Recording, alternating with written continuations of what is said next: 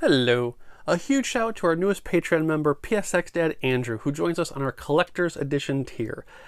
He got himself this shout out, a permanent spot on the website, and end credits, and this snazzy hand-drawn postcard from yours truly. For more behind the scenes fun, check out our Patreon link at the end of the video. Let's get to it.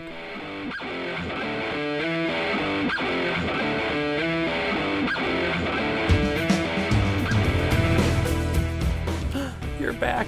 It's like we never left. As always, I'm Jason, and today we return with another subset collection of PlayStation Milestone games. Today's group of 5 are actually tied to 2 themes, as they focus on the 5 firsts that all came from the launch era of the PlayStation. In the first Milestones list, we touched upon Total Eclipse Turbo being the official first game ever for the US PlayStation, but that moniker can be fairly plain when compared to other accomplishments of other games that were alongside it. The PlayStation launched with 10 games, and hiding within that 10 are quite a few interesting little tidbits. Coming at the number 5 spot is Street Fighter the movie, the game, which is awarded the first movie license ever for the system. For those that never played it, the home version of Street Fighter the movie, the game, was a separately developed game from Capcom of Japan during the time of the Hollywood film's release. After Capcom USA used an American-based company to create a very not like Street Fighter arcade game, the home team took it in their own hands for the console version.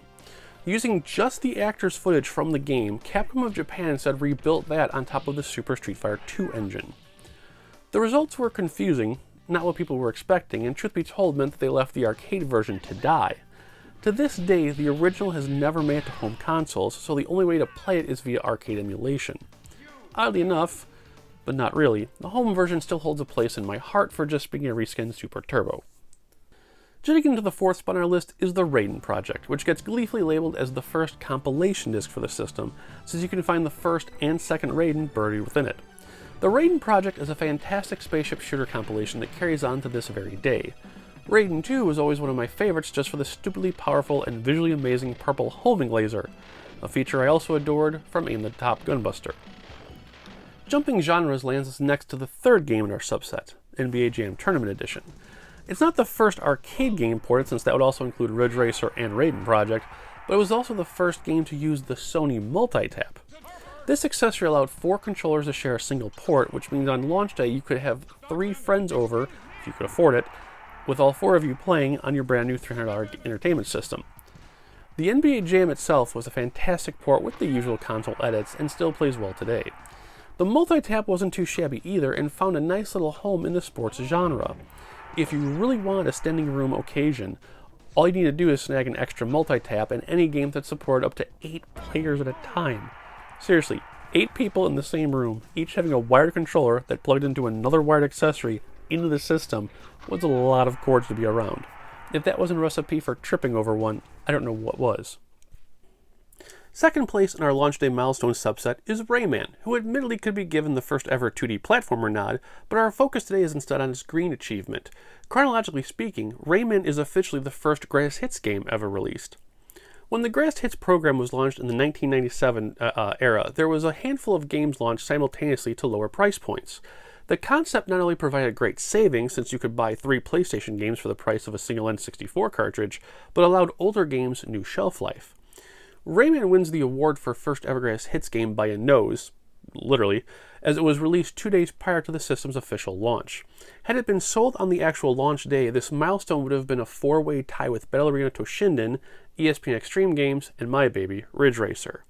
You could go out on a limb to say it was a close call, but then Rayman doesn't have any.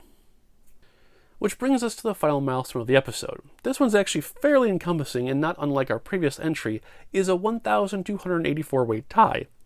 The last achievement on today's list is the entire PlayStation library itself, receiving the milestone of being the first CD-based library that would be backwards compatible. The PlayStation 2's launch era in October of 2000 marked 2 very important features for the system. The first was that the standard DVD drive, which would allow movie playback, but more importantly, it meant 5 years of games were still relevant and would remain so for the next 4 years. The backwards compatibility function would end up becoming one of the industry's most polarizing debates as the years went on, with Sony's own removal of the PS2 from the PlayStation 3, Microsoft's selective approach, and Nintendo's severing of ties with the Switch release. Regardless of the industry's stance or even the gamer's preference on the matter, the PlayStation library was important enough to carry forward into the future. For the sake of clarity, I did specifically say the PlayStation was the first disc-based backwards compatibility set, since the first ever system to get that award is the Atari 7800, which allowed you to play 2600 games without an adapter. I've been around for a while. And there you have it. Another 5 milestones in the database, and another episode of Game-Rave TV wrapped up. I'm actually skipping pause mode in 2 weeks for another episode of Game-Rave TV, this time brought to you by our Patreon members again. So join me back here in 2 weeks for more hijinks. If you like the video, like, subscribe, comment below, share it with your friends, whatever, it's all good. Be safe, have a great week, and I'll see you in 2 weeks. Take care.